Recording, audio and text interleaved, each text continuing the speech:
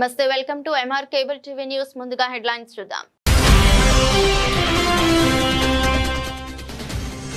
Nandyal indoor స్టేడియంలో పేరుకు మాత్రమే సమ్మర్ క్యాంపులు. వెలవెలపోతున్న స్టేడియం మాకేమి అని ఇరుకులో అధికారులు, క్రీడాకారులు, తల్లిదండ్రులు తీవ్ర ఆవేదన.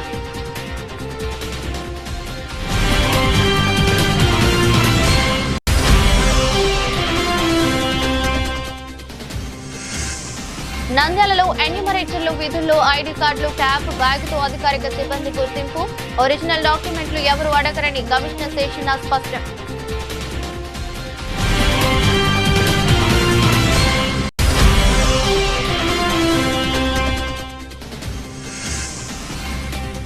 ఇంటర్మీడియట్ సప్లిమెంటరీ పరీక్షలను పటిష్టంగా నిర్వహించండి. మే 21వ తేదీ నుండి జూన్ 2వ తేదీ వరకు సప్లిమెంటరీ పరీక్షలు పకడ్బందీగా.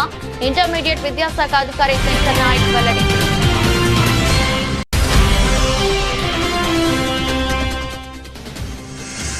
నంద్యాల గోస్పాడు మండలం సాంబవరం గ్రామం పొలంలో పనిచేస్తున్న మహిళలకు శక్తి యాప్ అవగాహన కల్పిస్తూ వారికి ధైర్యాన్ని నింపిన పోలీసుల శక్తి టీం.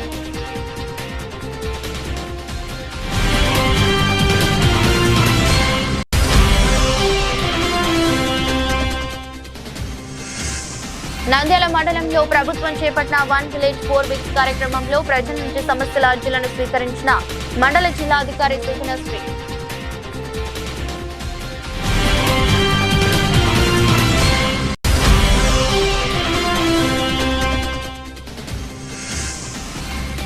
ఆలగడ్డ ప్రాంత రైతులకు అండగా నిలుస్తూ వ్యవసాయానికి మరింత భరోసా కల్పించే దిశగా మార్కెట్ యార్డులో జొన్నల కొనుగోలు కేంద్రాన్ని ప్రారంభించిన ఎమ్మెల్యే భూమా అఖిలప్రియ.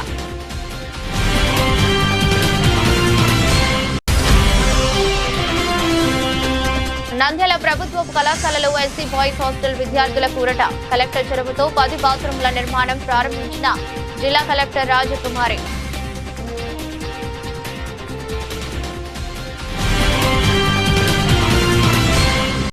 నంద్యాల పట్టణంలోని ఇండోర్ స్టేడియంలో నిర్వహిస్తున్నామని ప్రకటించిన సమ్మర్ క్యాంపు వాస్తవానికి పేరుకు మాత్రమే పరిమితమైందని క్రీడాకారులు, తల్లిదండ్రులు తీవ్ర ఆవేదన వ్యక్తం చేస్తున్నారు. ప్రకటనలో ఘనంగా ప్రచారం చేసినప్పటికీ ప్రాంగణంలో సరైన శిక్షణ లేకపోవడం గమనార్హం. ప్రస్తుతం స్టేడియంలో తైక్వాండో తప్ప ఇతర క్రీడలకు సంబంధించిన కోచింగ్ ఏ మాత్రం అందుబాటులో లేదని క్రీడాకారులు చెబుతున్నారు. జిల్లా అధికారులు పచ్చామా వెళ్లామా అన్నట్టుగా వ్యవహరిస్తున్నారని, క్యాంపు నిర్వహణపై సరైన పర్యవేక్షణ లేదని విమర్శలు వ్యక్తమవుతున్నాయి.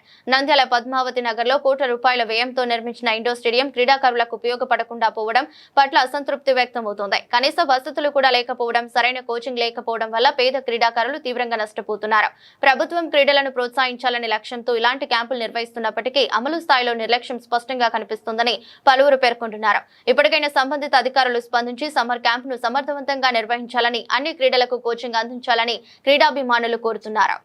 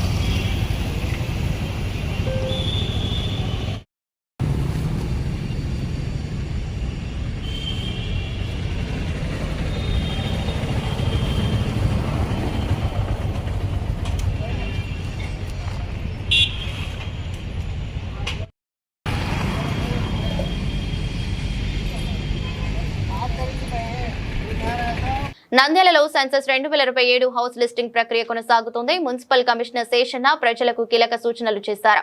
మే నెలాఖరు వరకు ఈ సర్వే కొనసాగనుండగా పట్టణంలో 323 మంది ఎన్యూమరేటర్లు విధులు నిర్వహిస్తున్నారు. ప్రతి సిబ్బంది సుమారు 200 ఇళ్లలో సర్వే చేపట్టనున్నారు. అధికారిక సిబ్బందికి ప్రత్యేక ఐడి కార్డులు, క్యాప్, బ్యాగులు అందజేసినట్లు తెలిపారు. మొత్తం గణన ప్రక్రియ మొబైల్ ఫోన్ల ద్వారా ఆన్లైన్లోనే జరుగుతోందని, ఎవరు ఒరిజినల్ డాక్యుమెంట్లు అడగరని స్పష్టం చేశారు. ప్రజల సమాచారం పూర్తిగా గోప్యంగా ఉంచబడుతుందని కమిషనర్ తెలిపారు. దేశవ్యాప్తంగా జరుగుతున్నటువంటి సెన్సెస్ 2027 కార్యక్రమం జరుగుతుంది. అందులో భాగంగానే మే 1వ తారీఖు నుంచి మే ఆఖరి వరకు హౌస్ లిస్టింగ్ ఆపరేషన్స్ కార్యక్రమాలు జరుగుతున్నాయి. అంటే మన పట్టణంలో 323 మంది ఎన్యూమరేటర్స్ ఉన్నారు. వీరందరికీ కూడా ఆన్ అండ్ యావరేజ్గా ఒక 200 ఇళ్ళు వచ్చే విధంగా బ్లాక్స్గా డివైడ్ చేయడం జరిగింది. వారందరూ కూడా వాళ్ళు కేటాయించినటువంటి బ్లాక్స్ ఏవైతే ఉన్నాయో ఆ ప్రాంతాల్లోకి వచ్చి ఆ ఇండ్ల దగ్గరకు వచ్చి ఆ ఇంట్లో ఉన్నటువంటి యజమాని సంప్రదించి మేము జనాభా గణ డిపార్ట్మెంట్ నుంచి వచ్చాము, మేము ఇప్పుడు మే 1వ తారీఖు నుంచి మే ఆఖరి వరకు ఇండ్ల యొక్క స్థితిగతుల గురించి డేటా ఎన్రోల్ చేయడానికి వచ్చాం.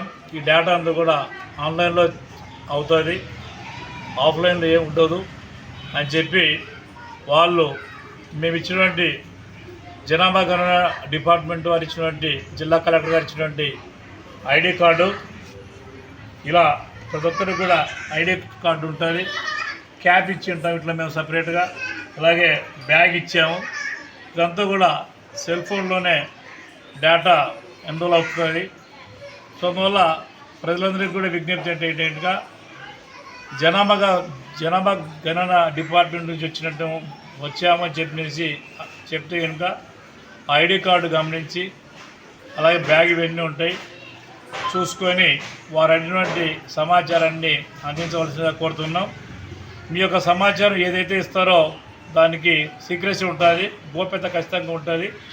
అదేవిధంగా మరొక విషయం గమనించుకోవాలి, మేము మిమ్మల్ని ఏ డాక్యుమెంట్ అడగడం లేదు, ఇది చాలా స్పష్టంగా ఉంటుంది. మా వాళ్ళు ఎవరైనా కానీ అలాంటి డాక్యుమెంట్ చూపెట్టు ఇది మేము స్కాన్ చేయాలని అంటే కనుక వాళ్ళు ఫేక్, వాళ్ళు మా డిపార్ట్మెంట్ నుంచి వచ్చినట్టు వాళ్ళు కాదు, జనాభా గణన డిపార్ట్మెంట్ నుంచి వచ్చినట్టు వాళ్ళు కాదు. మేము ఎవరైనా కానీ ఏ ఒక్క డాక్యుమెంట్ కూడా అడగం. మేము సమాచారాన్ని అడుగుతాము, మీరు చెప్పినటువంటి సమాచారాన్ని మేము రాసుకుంటాము. వెంటనే ఇది డిజిటల్ సెన్సెస్ అంతా కూడా వెంటనే అక్కడ సబ్మిట్ కొట్టడం అవుతుంది, అంతా కూడా ఆన్లైన్లో డేటా వెళ్ళిపోతుంది. ఇది భారతీయ దేశంలో జరుగుతున్నటువంటి ఎంటైర్ కార్యక్రమం. దీనివల్ల ప్రభుత్వాలు ప్రజలకు చక్కటి ప్లానింగ్ కానీ డెవలప్మెంట్ కానీ సంక్షేమ పథకాలు కానీ అందించడానికి సహాయపడుతుంది. కాబట్టి ప్రజలందరూ కూడా రిక్వెస్ట్ అంటే కనుక జనాభా గణన డిపార్ట్మెంట్ నుంచి వచ్చినామని చెప్పేసి ఈ యొక్క ఐడి కార్డు, బ్యాగు ఇవన్నీ కూడా వాళ్ళు చూపితే కనుక మీరు సమాచారాన్ని నిరభ్యంతరంగా అందించవచ్చు. అదేవిధంగా మేము ఇంకోటి అంటే కొంతమంది డౌట్స్ వెళ్ళిపోతున్నారు, వీళ్ళు ఆ డిపార్ట్మెంట్ నుంచి వచ్చిన కాదా ఏంటి అనేసి వారికి ఒకటే క్లారిటీ ఇస్తున్నాము. వీళ్ళు మా డిపార్ట్మెంట్ నుంచి వచ్చిన వాళ్ళే, అంతేకాకుండా వీళ్ళకు ఏ ఏరియా అయితే కేటాయించబడిందో ఆ ఏరియా సంబంధించిన వారు సమాచారం కూడా ఇస్తాం. అదేవిధంగా ఇంకో ఒక ప్రెస్ నోట్ కూడా ఇస్తాము.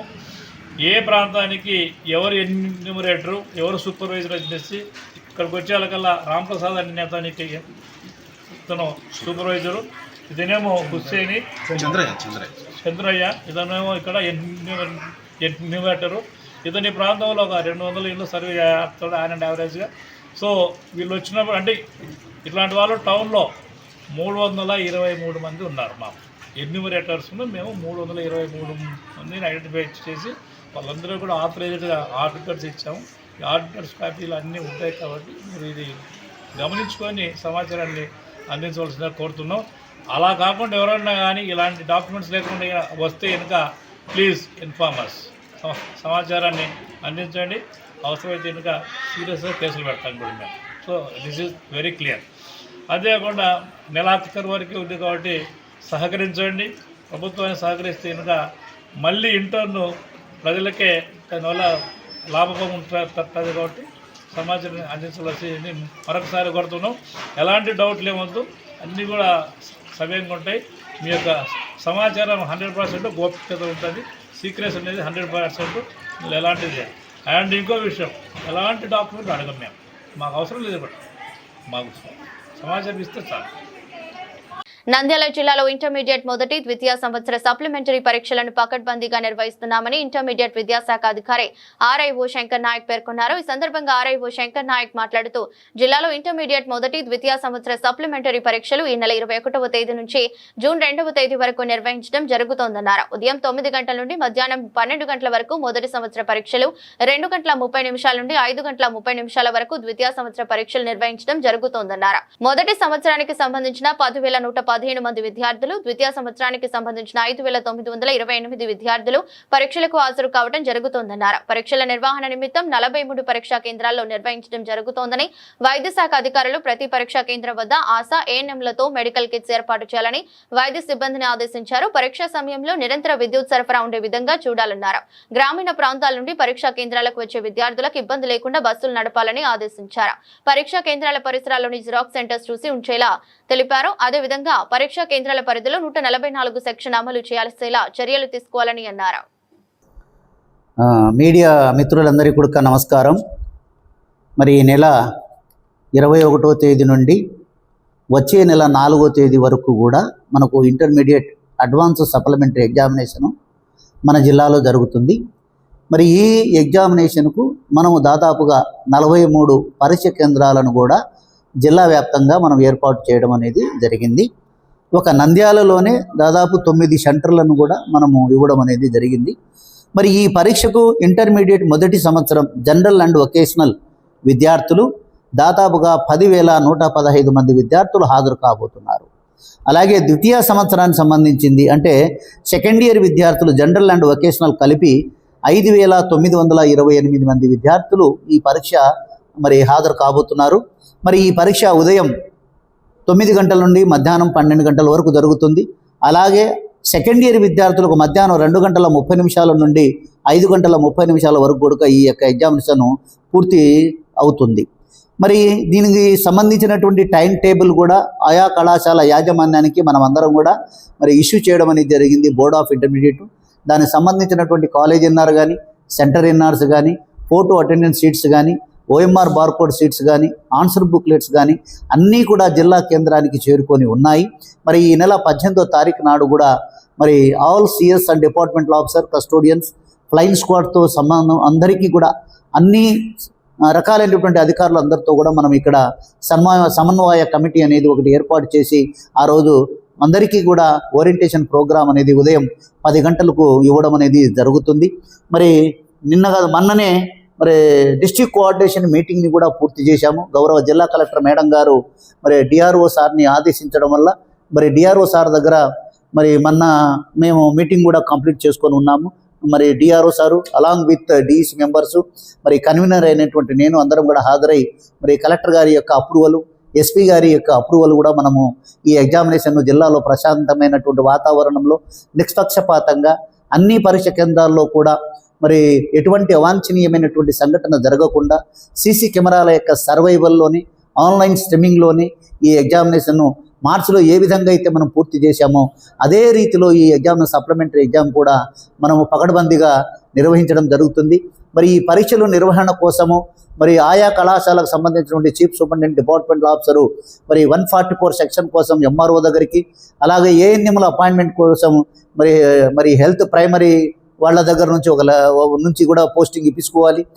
అలాగే కళాశాలలో 2 కానిస్టేబుల్ ఖచ్చితంగా ఎగ్జామినేషన్ జరిగేటువంటి సమయంలోనూ, అలాగే క్వశ్చన్ పేపర్ని కూడా మనము పోలీస్ స్టేషన్ నుండి ఎగ్జామినేషన్ సెంటర్ని తీసుకుని పోవడానికి కూడా విత్ బందోబస్తుని కూడా మనం పూర్తిగా ఏర్పాటు చేసుకోవాలని చెప్పేసి చీఫ్ సూపరింటెండెంట్ డిపార్ట్మెంట్ ఆఫీసర్లు అందరికీ కూడా హెచ్చరించడం జరిగింది. అలాగే మున్సిపాలిటీ లెవెల్లో అయితే మున్సిపల్ కమిషనర్ గారిని కూడా మనం అప్రోచ్ అయ్యాము. మరి ఏ కళాశాల అయితే డ్రింకింగ్ వాటర్ షార్టేజ్ ఉందని చెప్పేసి మరి మున్సిపాలిటీ లెవెల్లో ఆత్మకూరు కావచ్చు, నందికొట్కూరు, నంద్యాల, ద్రోణాచలము, అలాగే ఆర్లగడ్డ ఇలాంటి, అలాగే మనకు బేతంచెర్ల ఇలాంటి చోట మున్సిపాలిటీ ఉంది. మున్సిపాలిటీ కమిషనర్లను కూడా మనం పిలిపించి మరి డ్రింకింగ్ వాటరు, అలాగే బ్లీచింగ్ పౌడర్స్ ఎక్కడ కూడా అశుభ్రంగా ఉండకుండా చేసుకోవడానికి కూడా మనము మరి కలెక్టర్ గారి ద్వారా మనం అప్రూవల్ అనేది తీసుకోవడం జరిగింది. అలాగే మండల స్థాయిలో ఉన్నటువంటి కళాశాల ప్రిన్సిపాల్స్ డ్రింకింగ్ వాటర్ విషయంలో ఎక్కడ కూడా కాంప్రమైజ్ కాకూడదు. అలాగే టాయిలెట్ విషయము, రూములలో ఫ్యాన్లు, లైటింగ్స్ విషయంలో ఎక్కడ కూడా కాంప్రమైజ్ కాకుండా మార్చిలో ఏ రకంగా అయితే మనం సజావుగా 55 పరీక్ష కేంద్రాలను మార్చిలో మనం నిర్వహించాము. ఇప్పుడు కేవలం 43 పరీక్ష కేంద్రాలే ఉన్నాయి. మరి ఈ ఎగ్జామినేషన్కు మనం పూర్తి ఏర్పాటు చేయడం అనేది జరిగింది. 2 ఫ్లయింగ్ స్క్వాడ్, అలాగే ఒక డిఈసి మెంబర్లు, 3 డిఈసి మెంబర్ సభ్యులు, 3 వెహికల్తో పాటు మరి కన్వీనర్ అయినటువంటి నేను కూడా జిల్లా హెడ్ క్వార్టర్లో కూడా అన్ని పరీక్ష కేంద్రాలను తనిఖీ చేయడం అనేది జరుగుతుంది. కాబట్టి ఈ పరీక్షలకు విద్యార్థులు మరి ఉదయం పూట హాజరయ్యేటువంటి ఫస్ట్ ఇయర్ విద్యార్థులు, మధ్యాహ్నం పూట హాజరయ్యేటువంటి సెకండ్ ఇయర్ విద్యార్థులు మీకు పరీక్ష వేళల్లో ఎలా ఉన్నాయి అనేది కూడా ఆయా కళాశాలల్లో మీరు మీ యొక్క ప్రిన్సిపాల్లను, మీ యొక్క చీఫ్ సుమన్ను అడిగితే అన్ని రకాలైనటువంటి సలహాలు, సందేహాలు మీకు తీర్చిన వాళ్ళు అవుతారు. కాబట్టి మీరు మీ యాజమాన్యం నుంచి హాల్ టికెట్ను కూడా మీరు ఇష్యూ చేసేటప్పుడు కూడా మీ హాల్ టికెట్ను కూడా సరి చూసుకొని మరి మీరు పరీక్ష కేంద్రానికి వెళ్ళవలసిందిగా కోరుతున్నాను. థ్యాంక్ యూ మీ అందరికీ. నంద్యాల సబ్ డివిజన్ శక్తి టీం ఆధ్వర్యంలో గోస్పాడు మండలం సాంబవరం గ్రామంలో మహిళలకు భద్రతపై ప్రత్యేక అవగాహన కార్యక్రమం నిర్వహించారు. జిల్లా ఎస్పీ మార్గదర్శకత్వంలో నిర్వహించిన ఈ కార్యక్రమంలో శక్తి టీం సిబ్బంది హెడ్ కానిస్టేబుల్ డిఎన్ ప్రసాద్, వెంకటేశ్వర్లు, రఫీ, మహిళా పోలీసు లక్ష్మీదేవి పాల్గొన్నారు. పొలాల్లో పనిచేస్తున్న మహిళలను కలిసి వారికి శక్తి యాప్ ప్రాముఖ్యతను వివరించారు. అత్యవసర పరిస్థితుల్లో ఉపయోగపడే శక్తి యాప్ నంబర్ 7993485111 అలాగే ఎమర్జెన్సీ నంబర్లు 112, 100 గురించి తెలిపారు. ప్రస్తుత సమాజంలో జరుగుతున్న వివిధ రకాల నేరాలపై అవగాహన కల్పిస్తూ ముఖ్యంగా బాల్య వివాహాలు మరియు చిన్న పిల్లలపై నేరాలు జరిగినప్పుడు వెంటనే టోల్ ఫ్రీ నెంబర్ 1098కు ఫోన్ చేయాలని సూచించారు.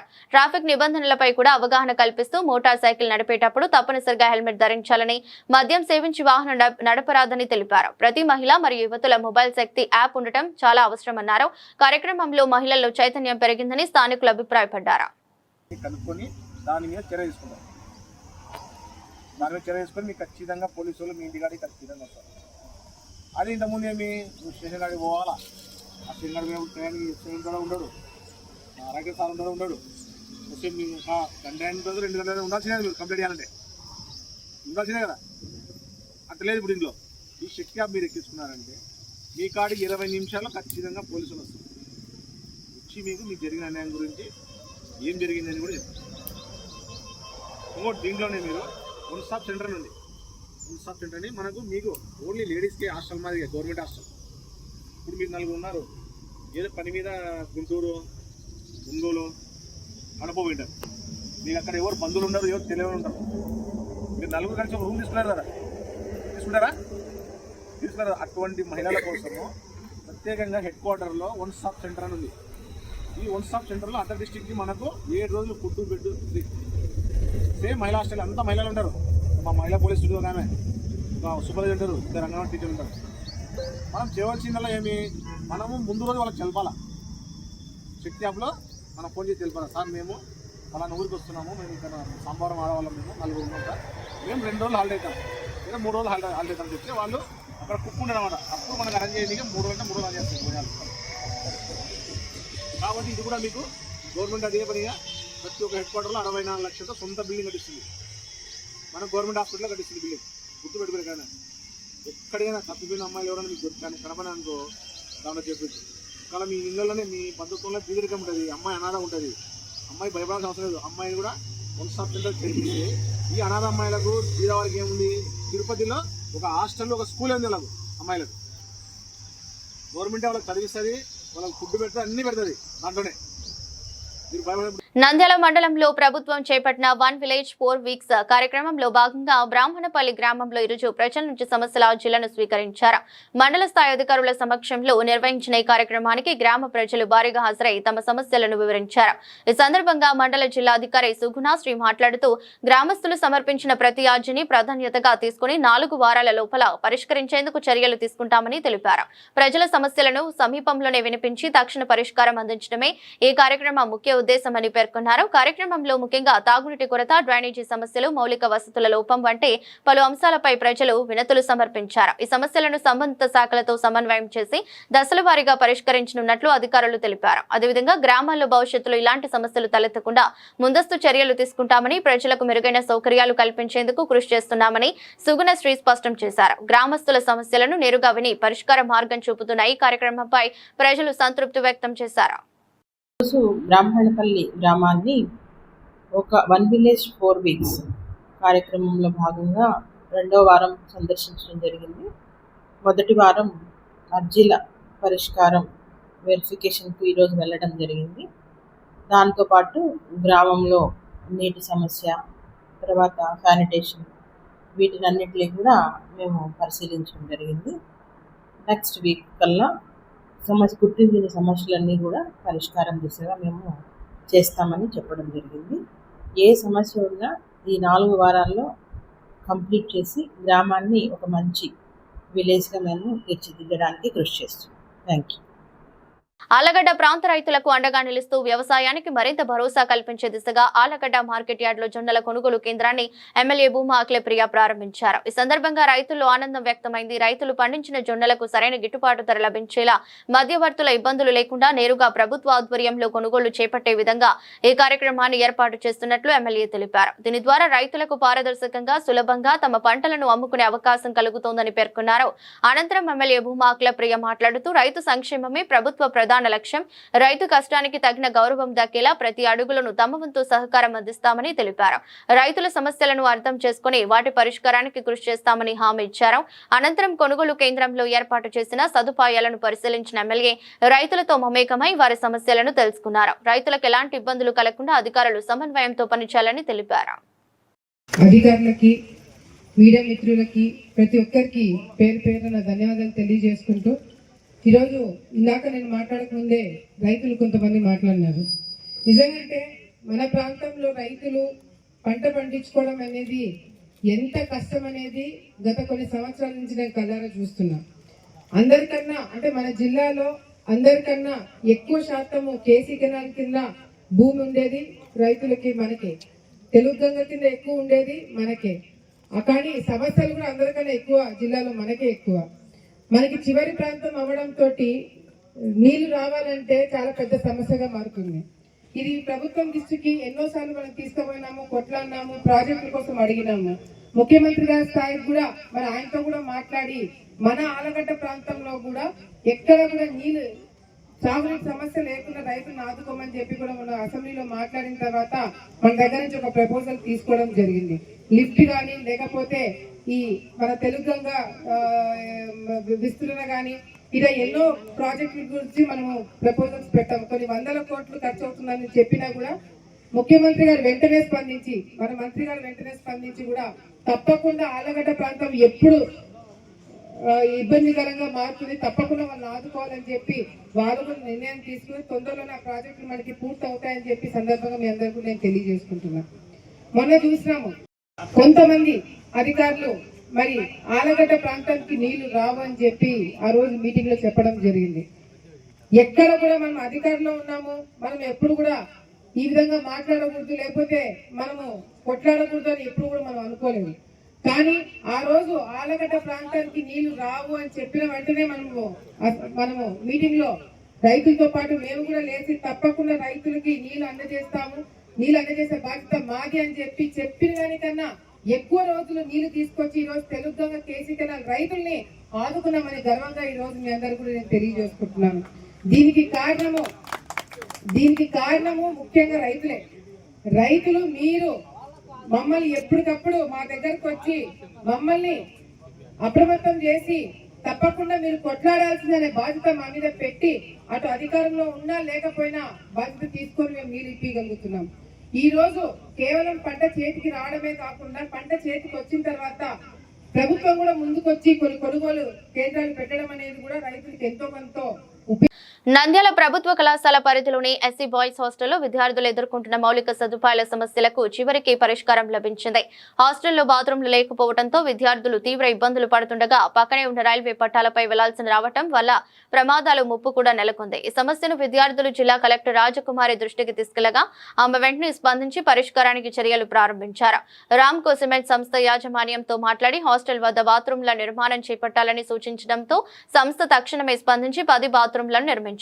అదేవిధంగా విద్యార్థులను ఉద్దేశించి మాట్లాడుతూ పట్టుదలతో చదివితే ఏదైనా సాధ్యమవుతుందని, చదివే భవిష్యత్తును మార్చే ఆయుధమని పేర్కొన్నారు. మీ తల్లిదండ్రులు మీపై ఎంతో నమ్మకం ఉంచారని, వారి ఆశయాలను నెరవేర్చాలని సూచించారు. విద్యార్థులకు అవసరమైన సహాయం అందించేందుకు తాను ఎల్లప్పుడూ సిద్ధంగా ఉంటానని హామీ ఇచ్చారు.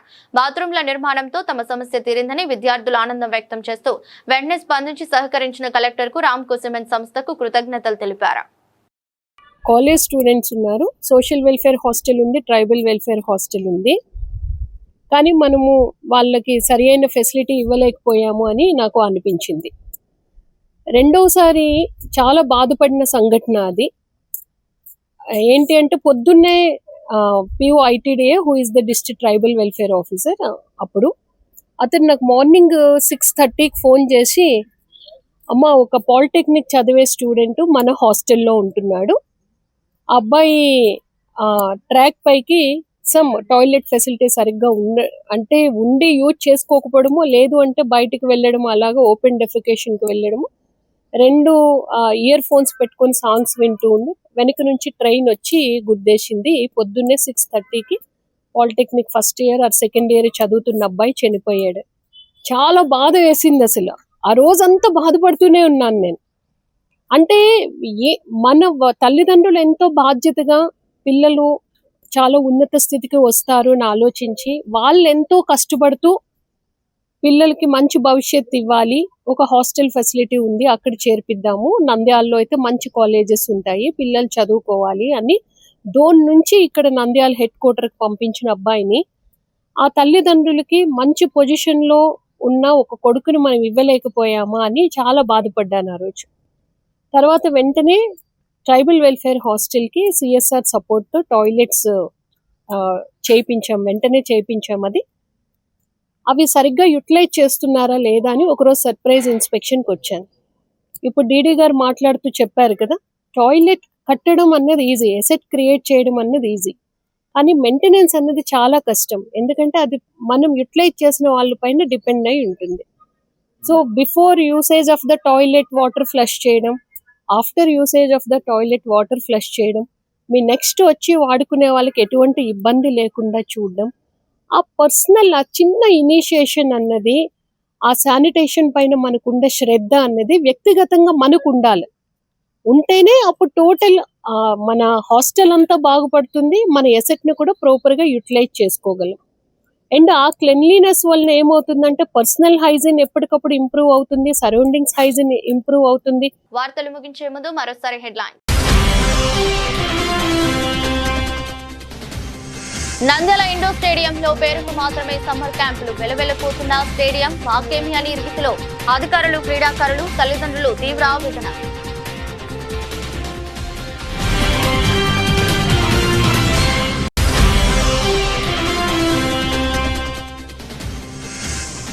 నంద్యాలలో ఎన్యూమరేటర్లు విధుల్లో ఐడి కార్డులు, క్యాప్, బ్యాగ్తో అధికారిక సిబ్బంది గుర్తింపు, ఒరిజినల్ డాక్యుమెంట్లు ఎవరు అడగరని కమిషనర్ శేషన్న స్పష్టం.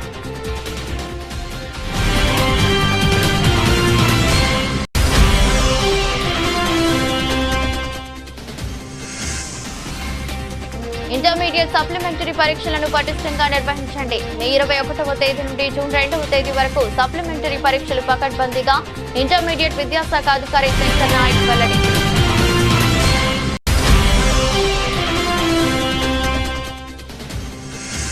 నంద్యాల గోస్పాడు మండలం సాంబవరం గ్రామం పొలంలో పనిచేస్తున్న మహిళలకు శక్తి యాప్ అవగాహన కల్పిస్తూ వారికి ధైర్యం నింపిన పోలీసుల శక్తి టీం.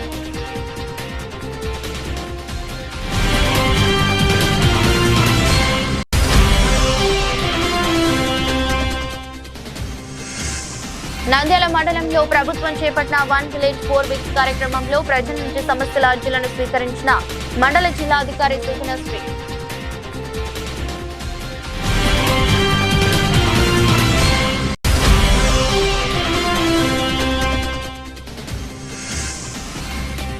ఆలగడ్డ ప్రాంత రైతులకు అండగా నిలుస్తూ వ్యవసాయానికి మరింత భరోసా కల్పించే దిశగా మార్కెట్ యార్డులో జొన్నల కొనుగోలు కేంద్రాన్ని ప్రారంభించిన ఎమ్మెల్యే భూమా అఖిలప్రియ.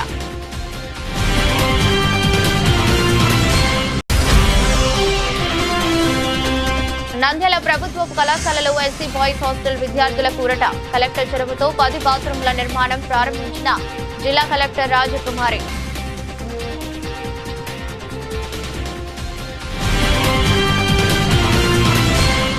ఇదరస్టి బులెటిన్ మరో బులెటిన్లో మళ్ళీ కలుద్దాం.